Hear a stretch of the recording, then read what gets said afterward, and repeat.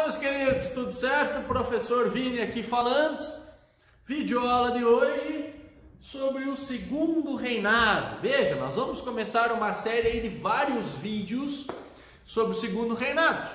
Haja vista que nós temos aqui um grande personagem, e este personagem não é só grande pelo seu tamanho, pela sua importância, mas também pelo tempo que ele vai ficar no poder. E por isso nós vamos precisar dividir isso em várias videoaulas. Estou falando de quem, meus queridos? Estou falando do Magnânimo. Magnânimo era um dos pseudônimos de uma figura essencial na história do Brasil que tu precisa conhecer, e que disse a seguinte frase: se eu não fosse imperador, seria o quê? O que tu acha que ele seria? Seria professor.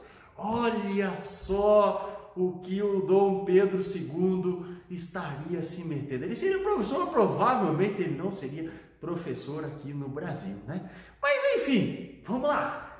Segundo reinado, então, primeira noção que tu precisa ter é que nós estamos falando de Dom Pedro II. Dom Pedro II vai governar o Brasil durante este período que nós chamamos então de o segundo reinado. O segundo reinado, meus queridos, ele vai de 1840, do chamado golpe da maioridade, até 1889, dia 15 de novembro, quando ocorre então a proclamação da República, que também não chegou a ser proclamada oficialmente, pelo Marechal Deodoro da Fonseca. Então Dom Pedro II, Magnânimo, né, é o personagem principal dessas videoaulas. Claro que nós não vamos fazer aqui videoaulas de biografia do Dom Pedro II, mas só para te conhecer um pouco, né? Tu lembra que o Dom Pedro II, ele é filho do Dom Pedro I, né? Foi embora, que abdicou do Brasil em 1831 em favor do Pedroquinha. Ele tinha apenas 5 anos quando seu pai foi embora e deixou ele como seu sucessor. Mas aí tu sabe, tu deve ter visto já a videoaula, se tu não viu, assiste lá, que fala sobre o período regencial, que ele era o imperador, mas não tinha o poder moderador, não podia governar, né? Ele tinha apenas 5 anos. Assim nós passamos praticamente 10 anos, entre os 5 anos até os 15 dele. Com 15 anos, então, ocorreu uma antecipação da maioridade, né? E ele passou a governar o Brasil a partir dos 15 anos. E ele vai governar o Brasil por inacreditáveis 49 anos, praticamente 50 anos no poder. Se a gente comparar o Dom Pedro II com o segundo lugar de tempo de governança do Brasil, nós vamos botar em segundo lugar o Getúlio Vargas. Getúlio Vargas governou aí uns 18 anos e pouco. Ele vai governar 15 na era Vargas e depois mais uns 3, 4 quando ele volta eleito, né, carregado pelos braços do povo. Mas o Dom Pedro II também é uma figura muito emblemática no campo da educação. Tu viu aí eu dizendo que ele queria ser professor, porque ele era um grande estudioso. Ele falava, sei lá, umas 7, 8 línguas. Haja vista que desde os 5 anos, quando ele soube que ele seria imperador, né, os seus tutores, que inclusive um deles foi aí o José Bonifácio, incumbido da educação dele, entupiram a criança de aula, o que tem um lado positivo, né? Porque ele, além de aprender a falar todas essas línguas, ele também era um apaixonado pela literatura. Existem 2 constelações, acredite, 2 constelações que foram descobertas pelo astrônomo Pedro de Alcântara, né? O nosso amigo Dom Pedro II. Dom Pedro II ele teve contato, ele teve referências com Charles Darwin, com Victor Hugo, né? O autor dos Miseráveis lá na literatura francesa. Ou seja, Dom Pedro II era um cara extremamente intelectualizado. E ele vai também está associado, por exemplo, à consolidação aí do Instituto Histórico e Geográfico Brasileiro, que nós já falamos também naquela aulinha anterior lá do período regencial. Mas é geralmente um tema de prova quando nós falamos sobre ciências humanas, ok? Então, esta é uma figura emblemática, Dom Pedro II. Além disso, além dessa parte intelectualizada, ele vai pacificar o Brasil. As revoltas vão diminuir, nós só vamos ter uma revolta social em todo esse período da história brasileira. E se ele pacifica a questão interna, por outro lado, ele se envolve em grandes guerras e consolida o poder do Brasil aqui na América do Sul. Ele vai se envolver em conflitos com o Uruguai, conflitos com a Argentina e o mais famoso, conflito com o Paraguai, a chamada Guerra do Paraguai. Então, Dom Pedro II é um personagem que vai estar associado a vários assuntos, por isso nós vamos precisar fazer aí várias videoaulas. E aqui nesta videoaula tu vai aprender como que foi a relação dele internamente sobre um assunto importante, que é o assunto da política. Então a videoaula de hoje nós vamos falar basicamente sobre a estrutura política do Segundo Reinado. Claro que não pode faltar nessa minha introdução aqui ao nosso assunto o café.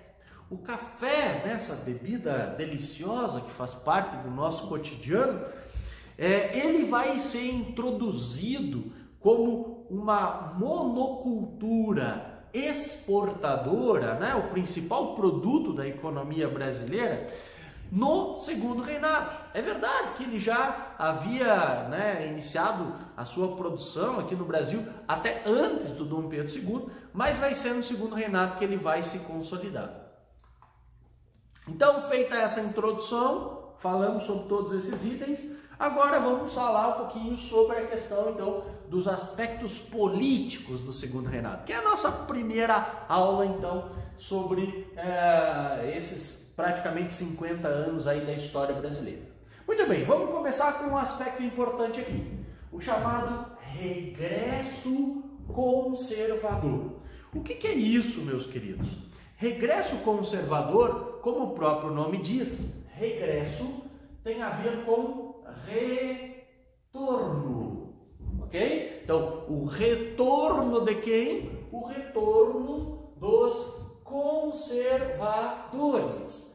Mas aqui nós já vamos começar a chamar isso de retorno do Partido Conservador.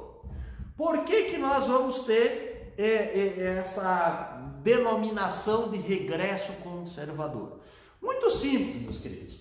Porque tu vai precisar entender que antes disso aqui, o que nós vivemos? Vivemos o período regencial. E o período regencial, quem é que estava no poder no Brasil? Qual era o grupo político? Que também agora vai ganhar um outro nome, de partido, né? Mas o grupo político que estava no poder, que, né, deu origem a várias reformas do Estado brasileiro, sobretudo lá o Ato Adicional de 1834, era o chamado Grupo Liberal, né? Haviam os liberais moderados e os liberais exaltados, certo? Olha só, este grupo, vamos botar aqui um contra, né? Ele era o chamado grupo progressista, certo? Progressista. Esse progressista está associado com o grupo liberal, que foi o responsável por aquelas mudanças, então, de qual período? Do período das regências. Vamos falar aqui, período regencial. Então, durante o período regencial, o que a gente teve? O avanço liberal. E agora, o que a gente está tendo? Olha só, um retorno, uma volta ao grupo, ou agora chamado Partido Conservador. Por isso a gente chama isso de regresso conservador. Ou, se tu preferir, esses vão passar a ser chamados de os regressistas. Certo? Então nós temos aqui os progressistas e os regressistas. Isso tudo, meus queridos, vai ficar mais fácil agora quando a gente falar sobre os partidos políticos do Segundo Reinado. Olha só, que grupos nós temos? Nós temos o grupo, vamos botar aqui, liberal, ou o Partido Liberal, e temos aqui o Partido Conservador. Veja bem, meus queridos, uma denominação que agora nós vamos abandonar ela, mas que durante o período regencial ela foi usada. Veja bem, os liberais, aqui ó, liberais, eram chamados então de progressistas, certo? Os conservadores chegaram a ser chamados então de regressistas. Mas agora vamos deixar essa parte de lado, porque durante o Segundo Reinado nós vamos ter basicamente a denominação liberais e conservadores. Vale lembrar uma outra coisa ainda extremamente importante, né? Nós vimos isso naquela videoaula já do período regencial, mas vamos reforçar que é importante. Quando a gente fala aqui ó, em regresso conservador, nós temos também eles defendendo uma ideia. Qual ideia? A ideia da centralização política. E esta ideia da centralização política, obviamente, era para acabar, para ir contra as revoltas regenciais. A autonomia das províncias acabou gerando as revoltas, a cabanagem, a sabinada, sabinada, já falei, né? A praia, não, que burro, vamos de novo. Sabinada, cabanagem, balaiada, era o nome que estava me faltando, e a guerra dos farrapos, certo? A praieira nós vamos falar daqui a pouquinho. Então, os conservadores são os defensores da centralização, os liberais, descentralização. Mas aqui, meus queridos, durante o Segundo Reinado, nós vamos ter então o Partido Liberal e o Partido Conservador. Percebam uma coisa, eles vão fazer oposição um ao outro. Nós vamos ter de um lado o gabinete liberal, do outro lado o gabinete conservador. Já te explico melhor o que é isso. Mas a ideia aqui é que um vai fazer oposição ao outro, certo? Mas, no fundo, não há grandes diferenças entre eles. Isto é alvo de muitas questões lá na hora das provas, né? Na hora dos concursos. O Partido Liberal e o Partido Conservador, eles têm um aspecto em comum. Qual é o aspecto em comum? Eles são formados pela elite brasileira. Ou seja, aqui não espere encontrar representantes do povo, representantes das camadas mais populares. Esquece isso. Mesmo a questão da abolição da escravidão não vai ser um tema que vai perpassar muito a pauta política desses dois grupos. Por quê, meus queridos? Porque eles representam basicamente um único grupo da sociedade. Os mais ricos, os mais poderosos, a elite brasileira. Claro, há algumas peculiaridades, sobretudo no Partido Liberal, que também era composto por fazendeiros, era composto também por grandes comerciantes, mas ele tinha na sua composição membros que nós vamos chamar de CMU, camadas médias urbanas, ou se tu preferir chamar de classe média, tudo bem, mas não costuma-se ainda, os historiadores não usam esse termo, eles preferem camadas médias urbanas. Já o Partido Conservador não tem essas camadas médias urbanas, ele basicamente tem, o Partido Conservador, grandes fazendeiros, funcionários públicos. Então, talvez a grande diferença, se é que há uma grande diferença, são essas camadas médias urbanas. Mas o que geralmente é cobrado na hora da prova é o seguinte: quando a gente fala sobre Partido Liberal e Partido Conservador, costuma-se usar uma expressão, uma frase. A frase é a seguinte: no segundo reinado, nada mais liberal que um conservador no poder, e nada mais conservador do que um liberal no governo. Ou seja, meus queridos, é muito comum a gente ver uma representação aqui sobre esses dois partidos do segundo reinado como sendo, vamos anotar isso aqui, farinha do mesmo saco. Por que farinha do mesmo saco? Porque apesar deles terem denominações diferentes, eles não chegam a divergir totalmente. É como se a gente pegasse dois times de futebol, sei lá, o Grêmio e o Inter. Eles são diferentes? São bem diferentes, mas tem denominações diferentes. Mas o objetivo deles é o mesmo. Eles são clubes de futebol, eles disputam o mesmo tipo de torneio e ora vence um, ora vence o outro. Então vai havendo uma alternância no poder. E é isso que tu precisa lembrar sobre a questão dos partidos políticos do segundo reinado. Muito bem, meus queridos. Aí agora nós vamos partir então para um outro assunto, que é o surgimento da cultura do café. Onde que o café vai surgir no Brasil? No chamado Vale do Paraíba. Cuidado que o Vale do Paraíba não se refere ao estado da Paraíba, mas o Vale do Paraíba está presente sobretudo no Rio de Janeiro. E vai ser as margens do Vale do Paraíba que vão começar a ser produzido o café no Brasil, as grandes fazendas de café no Brasil.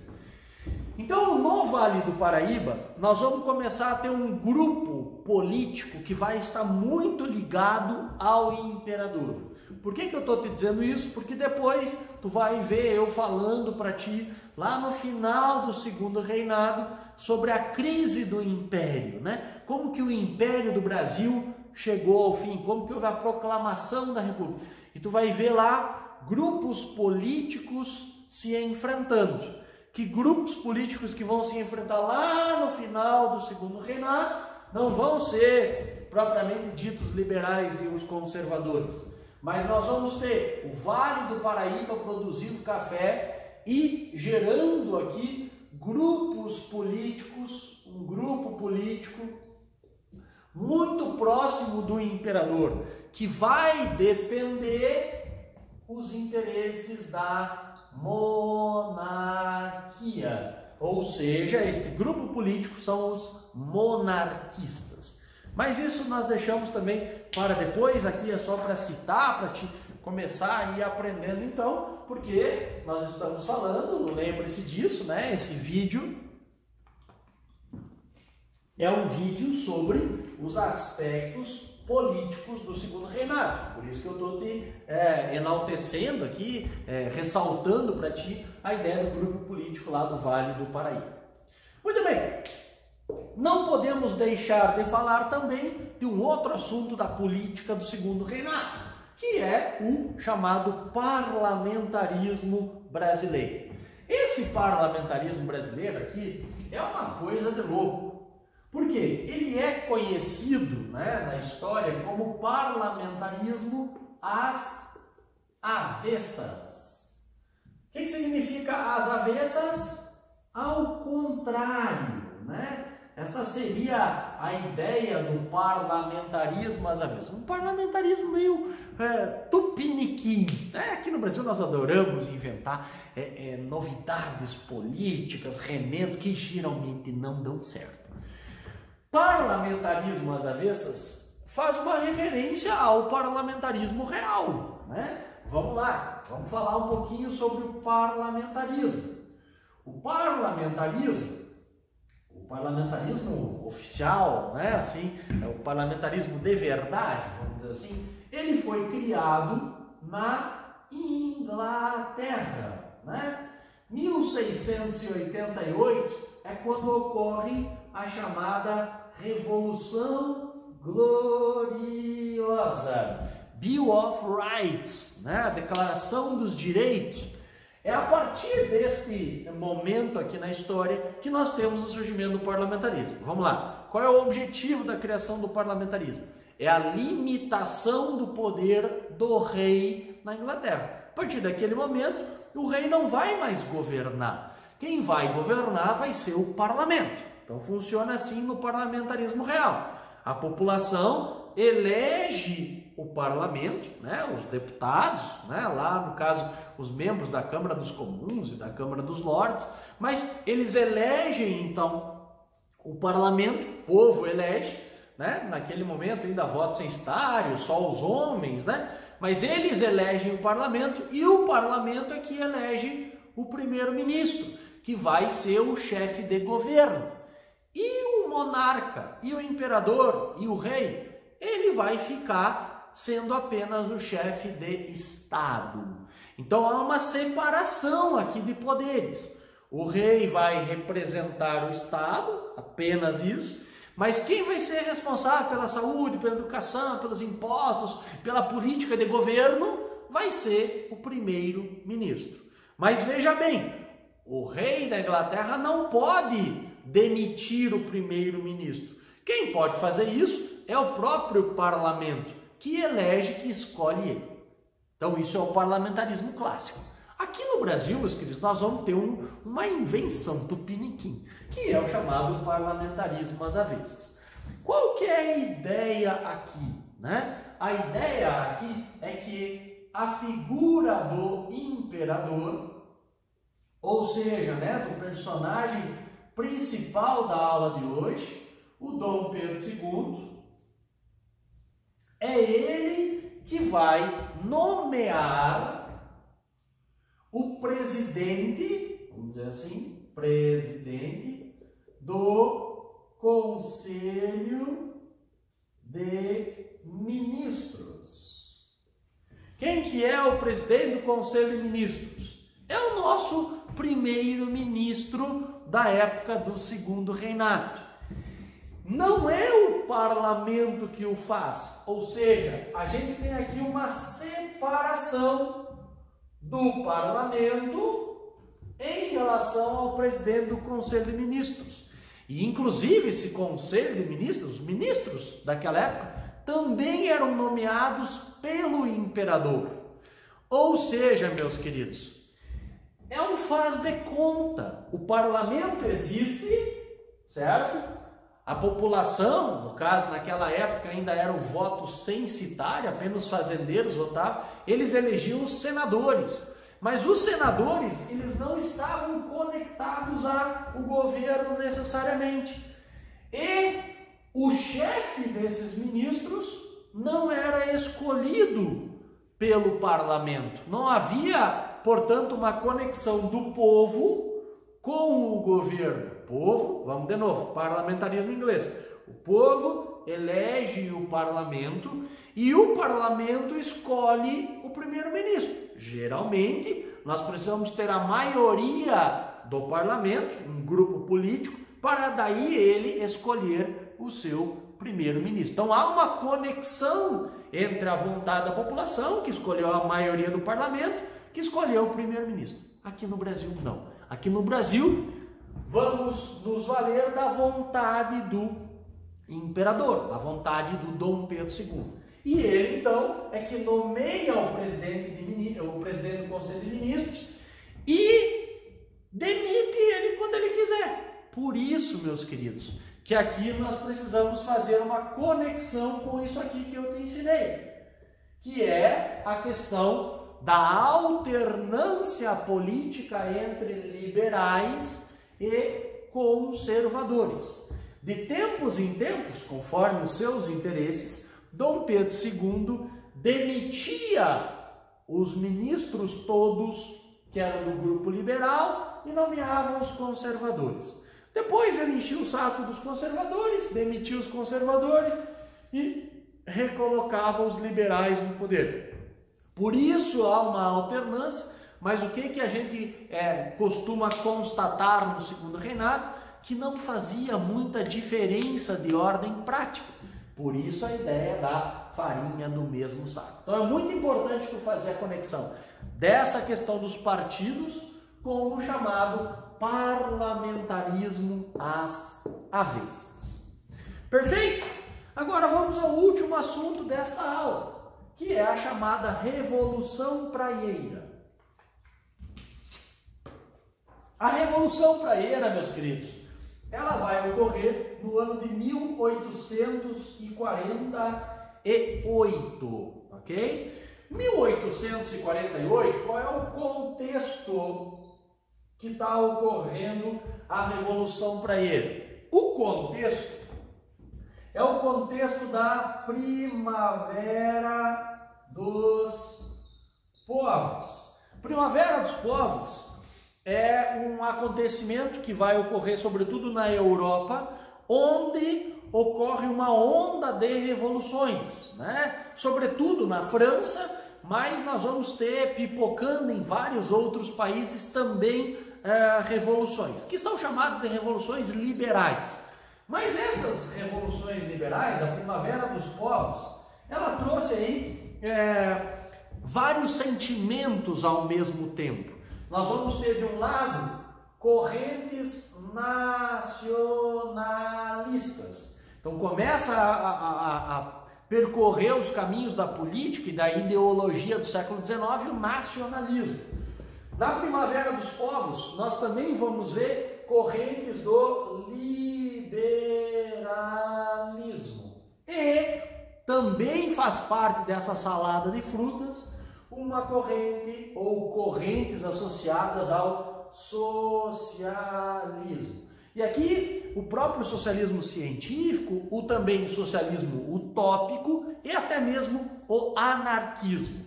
Então essa salada de frutas, de ideias, de revoltas liberais, vai fazer parte então da chamada Primavera dos Povos. E é nesse contexto internacional, influenciado por essas ideias aqui, que um grupo de pessoas vai se rebelar contra o governo brasileiro no ano de 1848. Esse grupo é o grupo que vai formar o chamado Partido da Praia. O Partido da Praia, meus queridos, estava relacionado a um jornal na cidade de Recife, no Recife, em Pernambuco. O jornal era chamado de Diário Novo, certo? Essas pessoas, então, associadas a esse jornal, que localizava-se na Rua da Praia, e daí o nome de Revolução Praieira, eles se rebelaram contra uma decisão do imperador, do Dom Pedro II. Qual é a decisão do Dom Pedro II? Ele resolveu, o Dom Pedro II,